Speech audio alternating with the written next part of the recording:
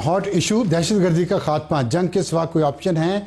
इस पे बात करेंगे। मैं ज्वाइन किया air marshal retired Asim Salman साहब ने, दिफाई तजियाकार। पूछेंगे कि जो पाकिस्तान ने एयर स्ट्राइक्स की हैं अफगानिस्तान के अंदर, उससे क्या अफगान कुछ लेसन लर्न करेंगे या नहीं करेंगे, और ये जंग जो हो रही है इसके साथ साथ पाकिस्तान को और क्या करना चाहिए कि हमारी इस दहशतगर्दी से जान छूटे और पाकिस्तान एक पुरअमन मुल्क बन सके। एयर मार्शल आसिम सलमान साहब, अस्सलाम वालेकुम। वालेकुम अस्सलाम जी, and thank you very much for having me on your programme. हमें मुख्तलिफ इतलात मिल रही हैं, कंफर्म नंबर नहीं है, कोई 60 कह रहे हैं, कोई 70 कह रहे हैं हाफिज़ गुल बहादुर के साथ एसोसिएटेड दहशतगर्द मारे गए हैं। तो ये बताइए कितने दहशतगर्दों को हम इस तरह मार सकते हैं, कब तक ये चलेगा? इसके साथ साथ और क्या होना चाहिए इक़दाम जिससे अफगानिस्तान को महसूस हो कि उसे खुद इन दहशतगर्दों के खिलाफ भी कार्रवाई करनी है? जी, पहली तो चीज़ ये है कि ये जो कुछ हो रहा है आजकल, ये एक जॉइंट ऑपरेशन है। ये पाकिस्तान आर्मी का और पाकिस्तान एयरफोर्स का जॉइंट ऑपरेशन है under the able leadership and command of field marshal Asim Munir साहब। और he is determined to eradicate ये जो टेररिज्म है, और इसको एरेडिकेट करने के लिए हमारे पास मीन्स भी हैं और हमारे पास वो विल भी है।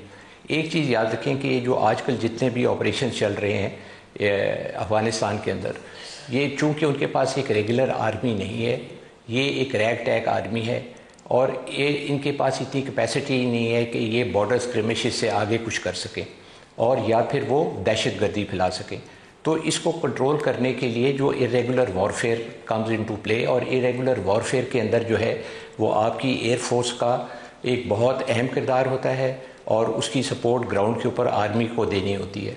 तो उसको अगर आप मद्देनज़र रख के देखें तो ये दो किस्म के ऑपरेशंस होते हैं। एक ऑपरेशन जो होता है वो शैलो ऑपरेशंस होता है बॉर्डर के इलाके के अंदर, और उसके अंदर भी चूँकि ये एक बड़ी अनडिलेटिंग टेरेन है, एक मुश्किल टेरेन है, तो उसके अंदर ये हो रहा है कि जिस वक्त ये टेरेन के पीछे छुपने की कोशिश करते हैं, तो अब टेक्नोलॉजी ने जो है वॉरफेयर काफ़ी बदल दी है।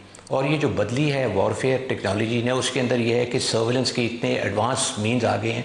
अगर आप कम्युनिकेशन करते हैं तो आप फिर पकड़े जाते हैं, अगर आप छुपने की कोशिश करते हैं रात के वक्त तो आप इंफ्रारेड से पकड़े जाते हैं, और अगर आपको 100% वहाँ पे सर्वेलेंस चाहिए तो आपका ड्रोन टेक्नोलॉजी का इस्तेमाल हो जाता है। ड्रोन्स आ जाते हैं, ड्रोन्स आपके ऊपर सर्वेलेंस भी करते हैं, आपके ऊपर प्रेशर भी रखते हैं और फिर आपके ऊपर अटैक भी कर सकते हैं। तो ये एक जो है बहुत ही एडवांस किस्म की टेक्नोलॉजिकल गेन है जो कि गुरिल्ला वॉरफेयर के ऊपर आ गई है, और पाकिस्तान के ऊपर ये सारी कैपेबिलिटीज़ हैं। जी ठीक है, आप मैं यहीं से बात आगे ले जाना चाह रहा हूँ। आपने कहा एडवांस टेक्नोलॉजी पाकिस्तान के पास है, और ये दो बातें इससे जहन में आ रही हैं।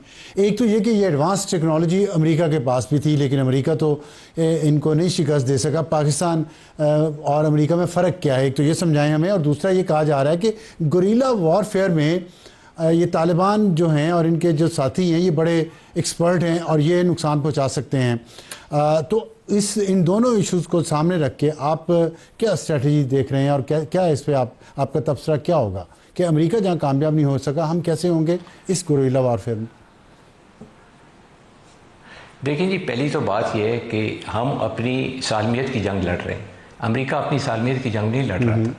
और इसके अंदर जो नुकसान हो रहा है वो हमारी आवाम का नुकसान हो रहा है, हमारे मुल्क का नुकसान हो रहा है। अमेरिका के अंदर वो वाली चीज़ नहीं थी। और जब आप अपने मुल्क को और अपने आप को डिफेंड करने की कोशिश करते हैं तो आपकी एक स्ट्रेटजी, आपकी एक लाए अमल जो होता है वो टोटली डिफरेंट होता है।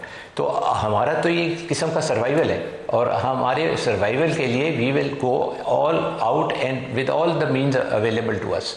तो इसके अंदर तो कोई हमें शक नहीं होना चाहिए कि अमेरिका के साथ हम इसको कंपेयर नहीं कर सकते। और ये आपकी अपनी सालमियत की जंग है, जो सालमियत की जंग होती है वो पैशन जो है हमारे मुख्तलिफ है। बिल्कुल, आपको जीतनी है। हाँ जी, हाँ बिल्कुल जी, हमारा जो है आप देखें, यही हमारी मिलिट्री लीडरशिप की यही तो कमिटमेंट है कि इस दफ़ा एक डिसीजन लिया गया है कि अब जो है वो अटल फैसला होगा एंड अब ये नहीं होगा कि जी हम आपकी बात सुनेंगे या नहीं सुनेंगे, अभी आपको बात या तो हमारी सुननी होगी या फिर आपको रीजनेबल बात करनी होगी जिसके ऊपर जो है एक इलाके के अंदर अमन आ सके और यह आपका ये जो रोज़ाना के टेररिज्म का मजाक है ये ख़त्म किया जाए। दूसरी आपने बात की गुरिल्ला वॉरफेयर की। देखिए गुरिल्ला वॉरफेयर के अंदर हम ओवर एस्टिमेट करते हैं अफगानी कैपेबिलिटी को। अफगानी कैपेबिलिटी ये है जी कि पुराने दिनों में वो जो जंग लड़ते थे ना, वो लड़ते थे चट्टानों के पीछे छुप छुप के और वहाँ से गोली चलाई, इधर भाग गए उधर भाग गए। अभी भागने शागने का वक्त नहीं है। अभी ड्रोन आपको देखता है, आप कहाँ पे छुपेंगे, किस चट्टान के पीछे छुपेंगे, फिर आपके पास कौन सी ऐसी कैपेबिलिटी है कि आप एक दुनिया की मायानाज किस्म की आर्मी और एयरफोर्स को हरा सकते हैं। वो इतना बड़ा भारत था जी, उसका चपेड़े मार मार के हमने मुंह लाल कर दिया 6 और 7 को और फिर 10 तारीख को। तो आप मुझे बताएं कि इनके पास वो कैपेबिलिटी है जो उनके पास थी?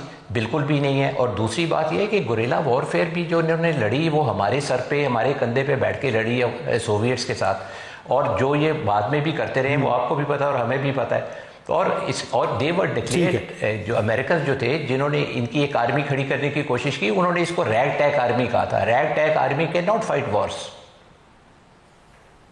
ठीक है। अच्छा, इसमें आपने बड़ा अच्छा पॉइंट एक रेज किया कि गुरिल्ला वॉरफेयर के लिए कहीं ना कहीं से सपोर्ट होनी चाहिए और पाकिस्तान इनकी सपोर्ट था। लेकिन अब सवाल ये है कि अगर पाकिस्तान इनको सपोर्ट करेगा तो कौन सा हमसाया मुल्क सपोर्ट कर सकता है इनको, ख़ासतौर पे बॉर्डर के ज़रिए असला और दूसरी चीज़ें जाती हैं, तो वो क्या ख़तरात है? और इस बैकग्राउंड में जब हम ये सुन रहे हैं कि इंडिया और अफ़गानिस्तान के दरमियान डिफेंस डील हुई है और इंडिया के 3 एयरपोर्ट्स पे वो एयर डिफेंस सिस्टम 2 में एक्टिवेट कर रहा है, 1 पे इंस्टॉल कर रहा है इंडिया, उसके पाकिस्तान पे क्या असरात होंगे? क्या अमृतसर काबुल फ़्लाइट का जो प्लान है वो पाकिस्तान के ऊपर से फिजिबल है या पाकिस्तान के अवॉइड करके कहीं और से जाएंगे?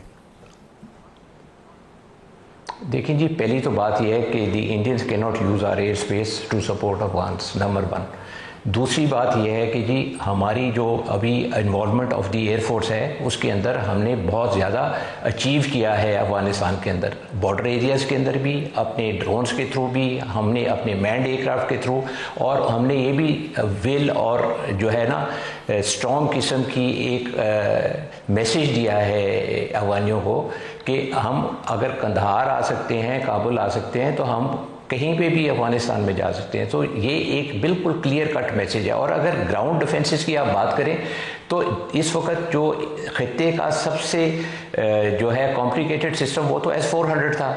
हमने 2 S-400 की बैटरियां उड़ा के वो मार दी। तो आपका क्या ख्याल है कि इनको कोई S-400 के लेवल की कोई चीज़ देगा, या अफगानियों में इतना दमखम है कि उस तरह की चीज़ कोई ऑपरेट कर सकेंगे?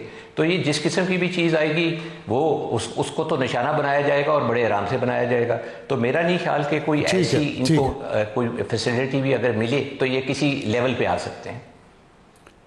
ठीक है, आखिर में ये बता दीजिएगा, अमृतसर काबुल फ्लाइट ब्रिज, हवाई ब्रिज ये बनाना चाह रहे हैं, एयर ब्रिज, ये बताइएगा कि इंडिया की तो ओवर फ्लाइट के राइट्स नहीं है पाकिस्तान के ऊपर, पाकिस्तान ने पाबंदी लगाई है। अफगानिस्तान के ऊपर तो हमने ऐसी कोई पाबंदी नहीं लगाई। तो अगर अफगानिस्तान की कोई फ़ज़ाई कंपनी अपनी फ़्लाइट्स चलाती है अमृतसर के लिए, तो पाकिस्तान उसको इजाज़त देगा ऊपर से गुजरने के लिए इस वक्त जब जंगी हालत है दोनों ममालिक? जी देखिए, ये एक नेशनल डिसीजन है और मेरा ख्याल है कि ये जब हम डिसीजन लेंगे कि इनको इस चीज़ की इजाज़त दी जा सकती है, ये नहीं दी जा सकती, या किस किस्म का ये एयर ब्रिज बनाने की कोशिश करते हैं। एयर ब्रिज बनाना कोई इतना आसान काम नहीं है, क्योंकि उसके लिए आपको बहुत सारे जहाज़ चाहिए होंगे, उसके लिए आपको बहुत सारी मूवमेंट के लिए एयर ट्रांसपोर्ट की फैसिलिटीज़ और सपोर्ट चाहिए होगी। और फिर सबसे बड़ी चीज़ ये है कि हम भी डिक्लेयर कर सकते हैं कि नो फ्लाई जोन हम क्यों ना डिक्लेयर कर दें अगर वो उससे हमें ख़तरा है। We can always declare a no fly zone in a certain area जहाँ पे वो इस तरह की हरकत करने की कोशिश करते हैं। तो इसके लिए तो और बहुत से हल हैं हमारे पास जो कि लिए जा सकते हैं। लेकिन जी ओवरऑल मैं आपको एक बात बताना चाहूँगा कि ये जितनी भी वॉर है इस वक्त जो लड़ी जा रही है, इसके अंदर आर्मी के रोल के अलावा एयरफोर्स का एक बहुत अहम किरदार है।